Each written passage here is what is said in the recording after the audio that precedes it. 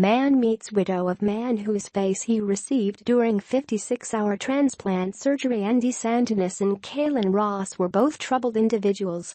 Though they never met, their shared despair would unite the two in an unlikely way. Santinas attempted to take his life in 2006. Ross did the same a decade later. Ross succeeded in his attempt and left behind a pregnant wife. In 2006, Santinas survived his rifle wound, but it cost him most of his face. The wound left Santinas ashamed. He rarely went out in public and was devastated any time he glanced in a mirror. Surgeries made Santinas's face bearable, but hardly aesthetically pleasing. His prosthetic nose would often fall off, and his mouth was only about the size of a coin. In 2012, though, things started to look up for Santinas. He heard about an experimental face transplant surgery the Mayo Clinic was trying.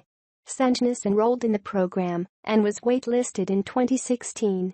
Hundreds of miles away, Ross's wife was deciding what to do with her husband's remains. Lily Ross had already decided to donate her husband's organs when she received an odd request. LifeSource, a local nonprofit, asked if she would be willing to donate her husband's face to a man who is awaiting a transplant. Although Lily worried about how she'd react to seeing her husband's face on another man, she obliged. She wanted to be able to tell her son that some good came out of his father's death. 56 hours of surgery later, Santinas had his new face. It provided much-needed functionality, but also gave him the courage to finally get out and see the world. For the most part, Santinas kept to himself the decade after the gunshot wound took off his face.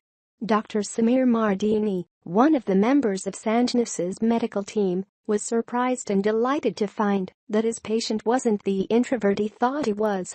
"I wouldn't go out in public.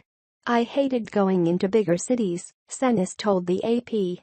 "And now I'm just really spreading my wings and doing the things I missed out on, going out to restaurants and eating, going dancing." 16 months later, Lily Ross confronted her fears and met Santinas for the first time. She was worried that the sight of her husband's face would send her down a dark path, but her reaction was quite the opposite. Instead of seeing the husband she lost, Lily saw a man whose life was drastically improved. It helped her to see what a positive effect her husband's death had on at least one individual. "It made me proud," Lily said. "The way Rudy saw it himself, he didn't see himself like that." Now she can show her son at least one man whose life has changed as a result of his father's devastating actions.